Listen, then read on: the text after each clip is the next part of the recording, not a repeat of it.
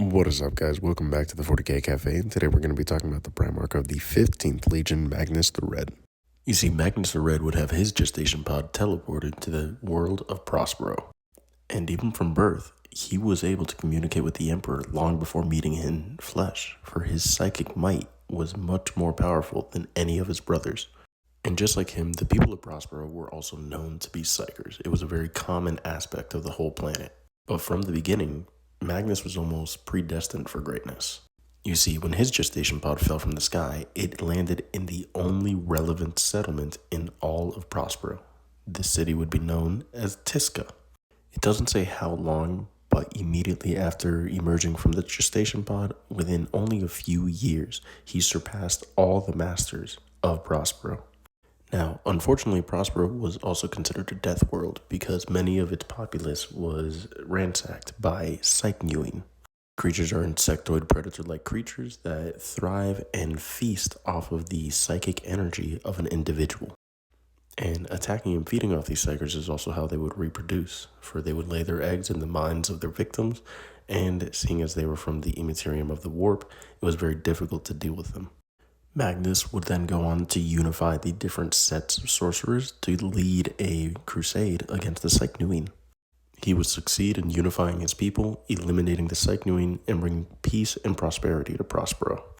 He would then go on to teach the other sorcerers about all the knowledge that he could pertain regarding the warp, believing that it was the next step in the pursuit of knowledge and that it should not be feared. Additionally, Magnus would assist the Emperor in finding him.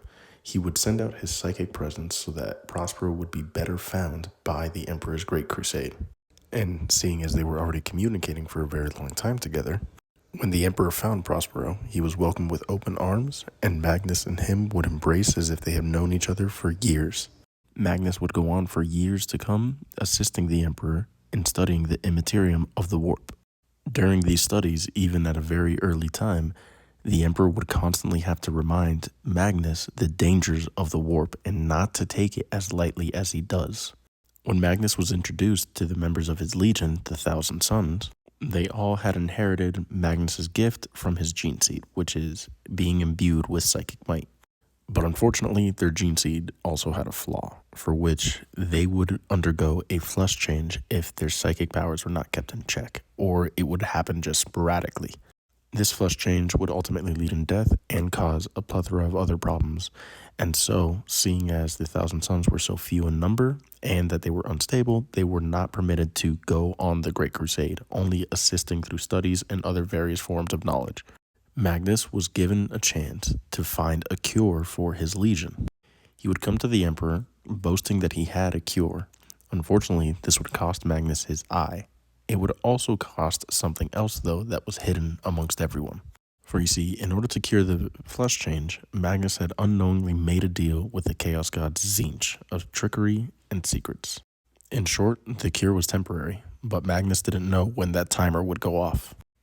And with the mutation cured, Magnus would take his Thousand Sons into the stars to lead the Great Crusade against the enemies of the Imperium.